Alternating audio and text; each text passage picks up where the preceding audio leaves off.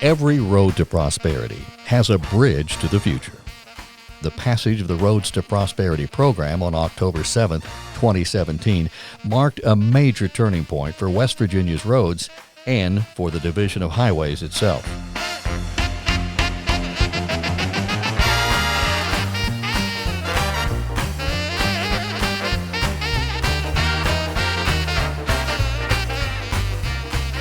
Governor Justice sent Secretary White and me in here to try to get a focus on the secondary roads. His approach was to get down to the ground level, get down to these county levels, to the guys that know the roads. You're telling me this evening that some of my guys don't know the roads at this county level. I can fix that. I can fix that. That I can fix. One of the things that I undertook as acting commissioner for a time was to really get down to that level to see what's wrong.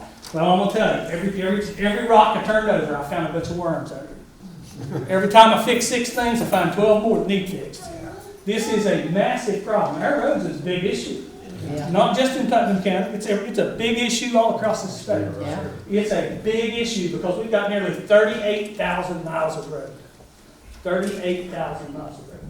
We have over 7,000 bridges. With the Roads to Prosperity program passed with a vote of 73% of West Virginians in favor, it was clear people wanted their roads fixed. This was the beginning of a light at the end of the tunnel, but there were many pieces that had to be moved into place to make it work. In March of 2019, when Governor Justice appointed Secretary White and Deputy Secretary Wriston to their positions, they could have described the job very accurately as needing to change all 4 tires while driving at highway speeds. Roads to Prosperity was the part people could begin to see: the asphalt on the ground, the pile walls holding up mountains. But they also had to build a bridge to the future to create sustainable, lasting change for West Virginia Division of Highways and the multitude of good employees who had struggled for so long to do the best they could with so little. The workers were doing all they could with what they had. Each day they patched potholes, tried to get the ditching and mowing done, repaired slips and slides along embankments. But with flat revenues and difficulty getting the training and equipment they needed, it was often spirit alone that kept them going. Before Roads to Prosperity, larger projects had to be broken down into smaller projects and done on a piecemeal basis. As a result, many of these projects would take years and may have never been completed, if not for the Roads to Prosperity program. I appreciate you guys.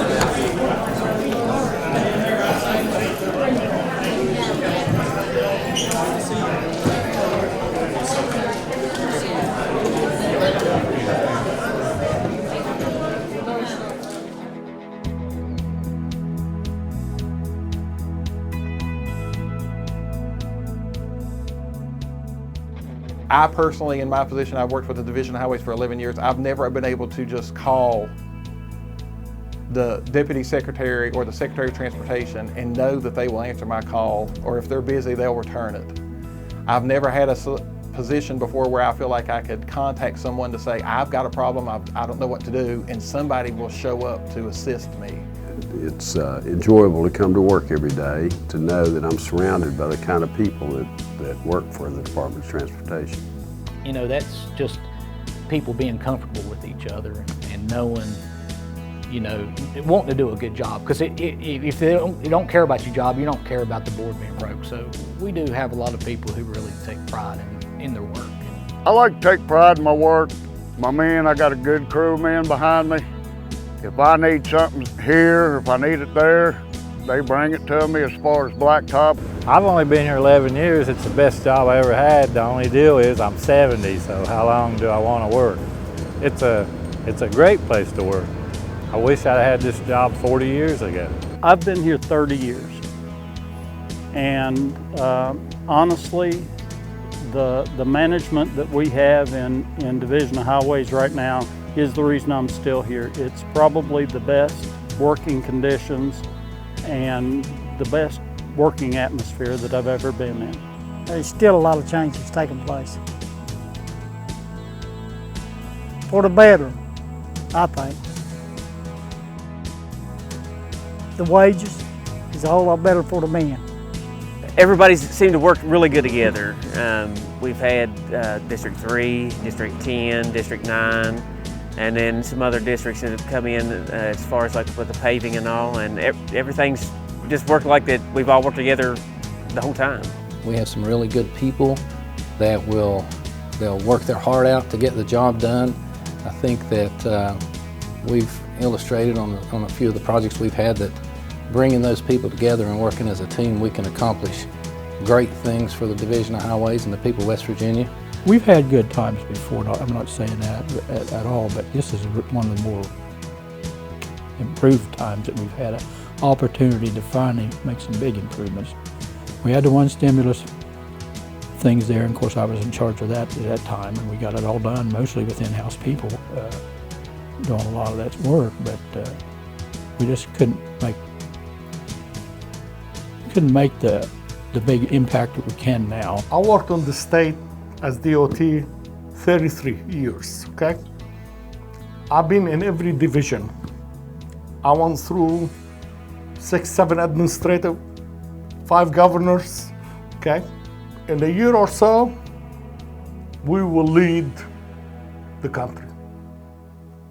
I know Jimmy wants that, and I'm going to give him that, okay? The message is very clear, and it has been delivered very clearly. And from what I've seen, there's always been pride at Highways internally. People, you know, we're here because we want to be here.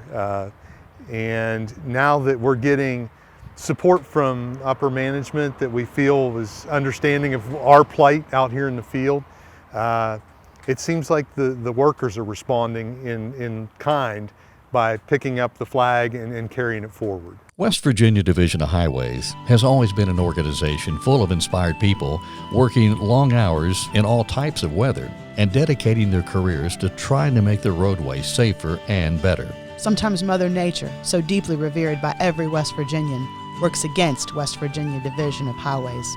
In songs, majestic mountains crumble to the sea, but in real life what they sometimes do is slide onto our roadways or out from under them.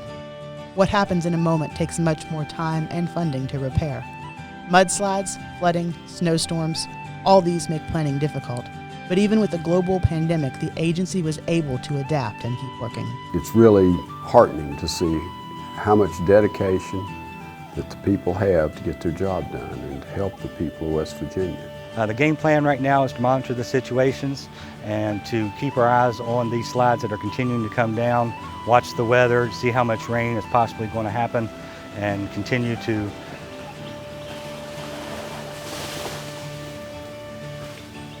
make sure that everybody's safe, and as soon as it's safe to get in there, we'll get the road open. Well, if you want to look back, I mean, now you know what I've always known. The West Virginia Department of Highways is the best in the country at incident management, bar none. As a group, collectively, there's some superstars in there. There's some folks that really rise above and beyond and that really stand out. But I'm going to tell you, collectively, they're just that good. Probably the most difficult thing we have is the varying terrain we have. You know, it poses some problems with us in maintaining our highways. You know, we have counties that are very steep. We have some roadways that have some pretty steep grades on them. Anytime we get a storm of, you know, just normal to the really bad storms, it creates some issues with roads being washed out and us getting back and cleaning those up. Repairing a pothole and repairing an embankment failure, which is 80 to 100 feet deep, are two totally different solutions we have to come up with. The first 24 hours we have our crews out assessing any damages and or monitoring the high water, making sure signs are set up so that the traveling public do not hopefully go into the stream.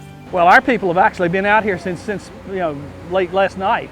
The first call was for a tree falling in the road. When our crews got out here, they saw the embankments. So this has been slowly coming down all during the night and all during the morning. It's going to continue to do so for a while yet.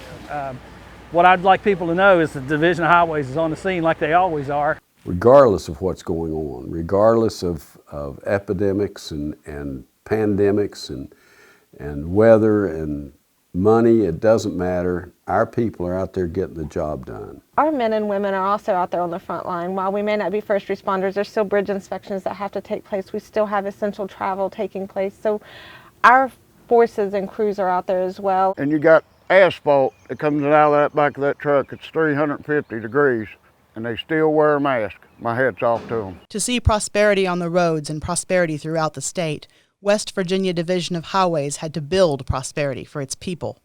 Mechanics once spent as much time working on equipment as operators spent using it. For efficient road work, the machines had to be there when they were needed. West Virginia Division of Highways also shifted its focus to making sure employees were properly trained, not only to operate and maintain equipment, but in all other aspects of their jobs. A building block for transparency within the agency was to train every crew chief and every office assistant across the state in proper use of the forms on which WVDOH keeps track of its accomplishments. This was something new, but it was necessary for what would come next.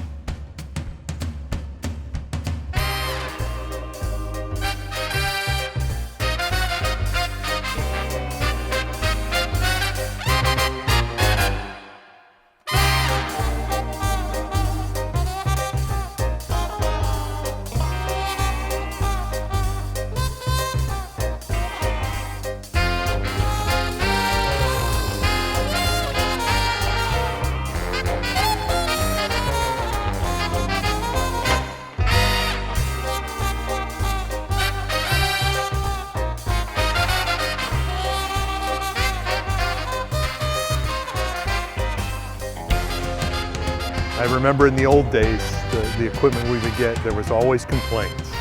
There was something that wasn't right about it, or it'll never work, it's not what we need, and I'm not hearing that anymore. The new technology, getting used to all the different switches, and you can stop traffic. You can come to the driveway, you can slope your wings down, make a nice approaches, or just several different buttons to get used to. The main thing that a grade-all is designed to do is ditching work, where you're actually pulling ditches and you want a nice clean cut, and you can pull back towards you versus a backhoe where the boom is articulating. This machine actually pulls back to you, so you can make a much smoother grade cut. They're ideal for back slope and slope cutting on a road, like where we're laying in a back slope or drainage work. This is your machine. This is not a high productivity excavator, but that's not what it's built for. It's more of a finesse machine. Oh, it's a fine piece of equipment. It's a brand new Road Tech machine. Probably a little more machine than what you're used to seeing in the Department of Transportation, but it's high tech, it's brand new, it's very complex. But our guys have really picked these things up. As I was telling you, Scott Kelly is amazing. He knows how this is done, and he's lending that expertise to folks all over the state. This machine will pave from 8 foot to 15 feet wide. A lot of our roads are, we can pull them in one pass. Then most of our 2-lane roads still works out great. We can pull them in 2 passes. And even on West Virginia routes, you can use them the same. Oh, there's going to be paving in all 55 counties, not only in the 10 districts, but in all 55 counties. We're not going to compete with the asphalt industry. We're going to take care of what they don't want to do. But a little project like this is right up our alley, and now we have what we need to do it with. The door's opened, so to speak, for us to do more that we have wanted to do. And how things get prioritized, but it looks to me like training's a priority, so that's really a thrill for us. I was raised in McDowell County in a little place called Turnhole Holler. We weren't rich, but we had love. That's one thing Mama and Daddy made sure of. They raised 6 healthy kids on a coal miner's dollar. Hello, I'm Benita Mitchell, and the one thing you will remember is that I am a coal miner's daughter. And a singer. No, I'm not a singer. I just use that to get the point across. Went there Monday and certified for the excavator. So They're about 6 hours. So that's another climb up the run on the ladder. And I can definitely tell you about fun. I learned that in life you cannot be too serious. You've got to learn how to enjoy life and smell the roses as you go along. So in this training, you all came in serious, thinking, we're having training. But along the way, you started to think, oh, fun, right? And you do retain more when you're laughing.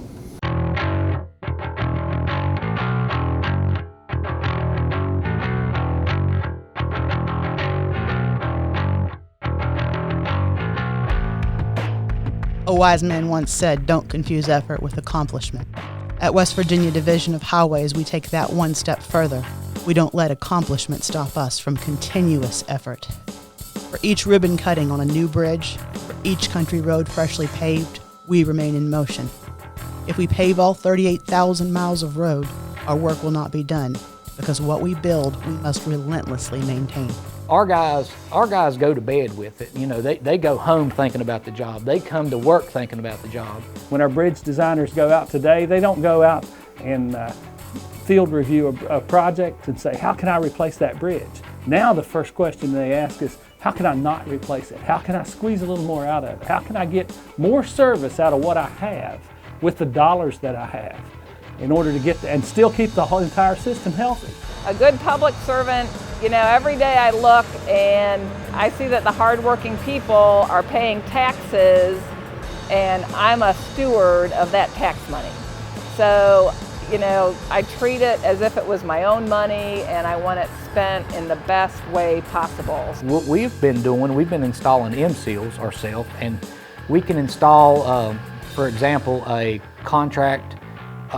We let a bridge on US 19, and it was $120,000 to replace the back walls and M-Seals, the expansion joint seals, on 2 bridges.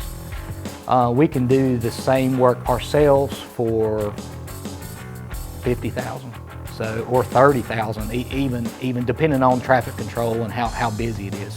So we're doing that here in the district. Our guys really stepped up and done a fantastic job. Because I can't stress how well they done to accomplish their core maintenance plan along with the additional work that they were allowed to do. On the normal routine, they struggled just to complete the core because they tried to get enough of the core done to where they address enough of the citizens' complaints and the needs of the slips and the slides that come in are not funded, that have to come out of the annual plan budget too, so you have to manage that budget. In years past, you've had to manage the budget and make sure that you keep the roads open and safe. So some things have to be negotiated whether you're going to do this project or that project because of the funding and the allocations that you have available at the time. Maintenance of bridges is number one in my mind as a former bridge engineer.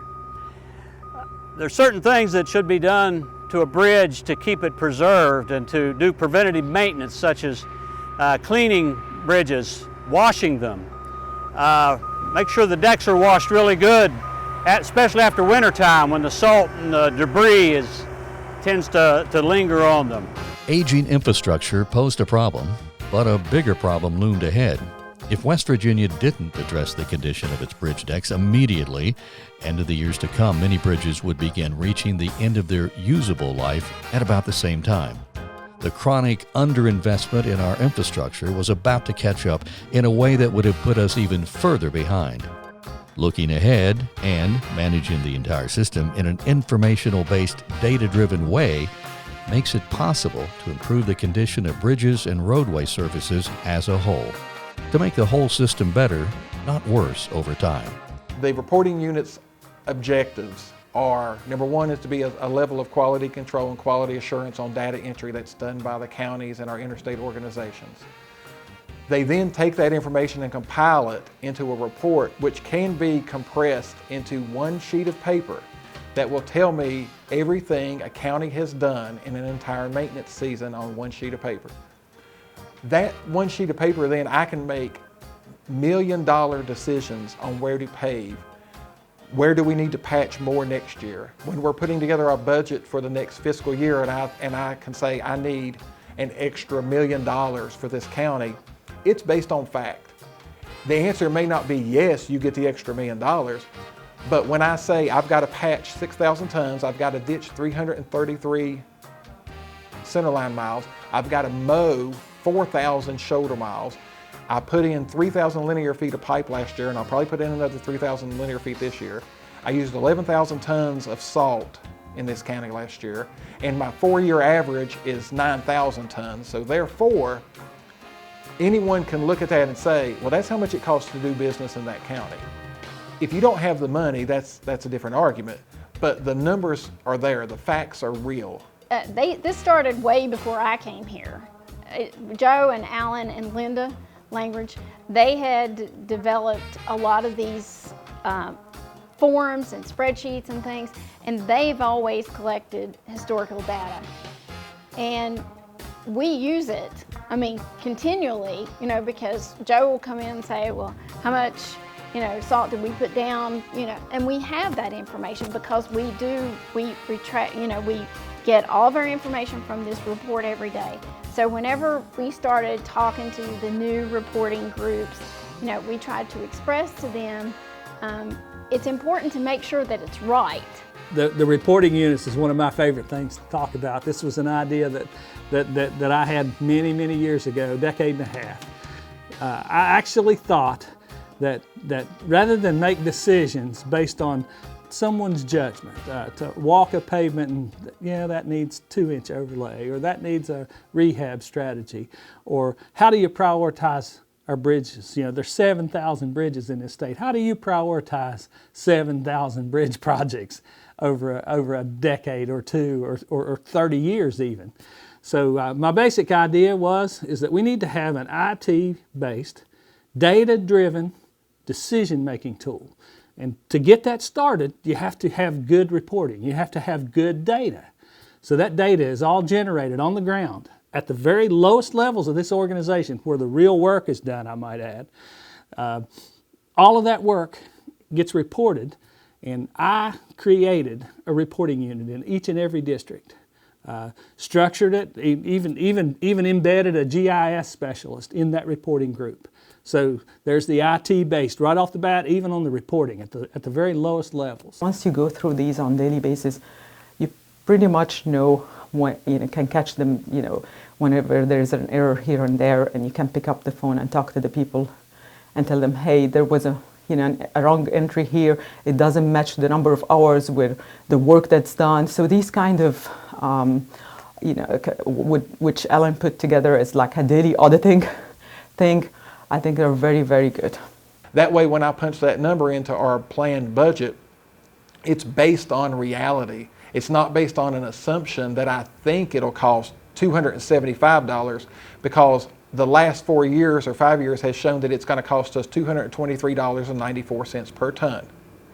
And that's because Kim and the employees in our reporting group will trace down 3 pennies of asphalt receipts that they can't find, that has been charged, but we don't have the tickets to add up to. And this is not just West Virginia. This is nationwide. If you look at it right now, if you look at all the U.S. system, all of it, the bridge system, all of it, 4 out of 10 bridges are 50 years old, okay? 4 out of 10. And we're not talking about just here, it's all over. The biggest difference in having a program like this is to start with, it's the transparency and the accountability. You actually will apply resources to where they're needed. Government agencies are criticized many times for having spend all your money because you won't get that much next year. But you still, I'm going to spend all the money. I'm going to spend every dime we have on the road systems. But I want to get something for it. I want to get a result. I don't want to have 40% bridges in poor condition in 10 years. I want to have that into a manageable amount of bridges, so that once we get to climbing the curve, once this program starts working, and it'll work quick, it'll really take off, we'll get to a position to where our infrastructure is the world-class infrastructure that the people who pay for it deserve. It is a lot of work, but like you've all heard Mr. Riston saying, we're changing the way we're doing business. And I don't think we have any option but changing the way we're doing business, because this is better for all of us. Transparency is important with every government agency, but the West Virginia Division of Highways went above and beyond to invest its time and energy into making sure the public knew where the road work was occurring. The West Virginia Division of Highways developed its own interactive roadwork map, where citizens can browse projects across the state and see completion dates on the roadwork on the roads they live on. District 3, we went all out, and we paved 421 miles of roads since April 1st of 2019, and this is just a continuation of that, and we hope to get a lot more this year. Well, West Virginia Division of Highways is definitely going in the right direction. You know, we're getting equipment in here that we've not had for years. We're replacing bridges, allocating money towards bridge replacements and bridge renovations that we only dreamed of a few years ago. I know Mason County, where we're at here in particular, we've got probably 10 small bridges we're replacing here in the next 2 years because of the bridge or the Roads to Prosperity program, and the people were nice enough to vote for the bonds, and we're spending that money towards bridges, towards roads, and things that we couldn't have done for years. The other day, it's just heartbreaking to drive around and out around from the big places and down in the country and things like that to see. And even on my own road where I was born and raised, it's hard to go drive down that road and just look at it. It's down to nothing now. So that's the kind of stuff we see, and I've had that. It was a nice place when we lived down through there. I mean, it was big farmhouses, white houses, and a lot of them, but they're just gone. I mean, I get tired of hearing people complain about potholes. Yes, it is a problem, it is. But the reason I came is maybe I can be of value to their problem. They pavers lay it, and then we come by, and there'll be some dips here and there, and this machine just goes and smooths everything out and try to keep everything as smooth as you can, so no big bumps on the road and nobody spilling their coffee. Well, it was roughly just a gravel road where they had to cut all of it out and redo it, and put it back in, put gravel down, and put the I-beams in and concrete barriers to hold everything. And basically it took us, what time we get started? Roughly 3 hours to blacktop it. I think we can make a difference. Sometimes it makes a difference if you just do something. It's even in a small town, you do something, it makes the town look better and everything like that. And I think you always need your towns to, where they're coming into town and things like that, to look good when they come in. This solves the problem. It's not a problem that can be solved overnight, but we had a systemic problem here, and now we've taken care of it by moving into the 21st century. The Roads to Prosperity program of the governor moved this thing along tremendously, and as you know, every road to prosperity contains a bridge to the future.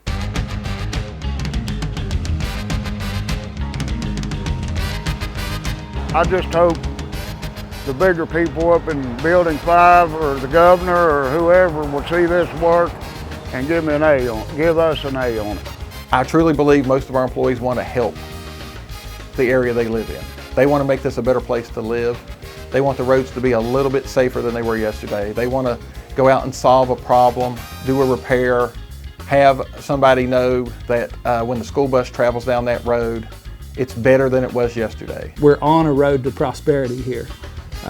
We're on our way to prosperity for the folks of this state like we've never had an opportunity to have before.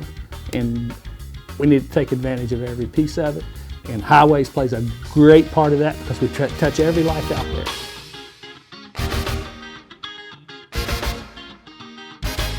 I am going to support 100% the vision to bring DOT to the first leading state because that's what we're supposed to do.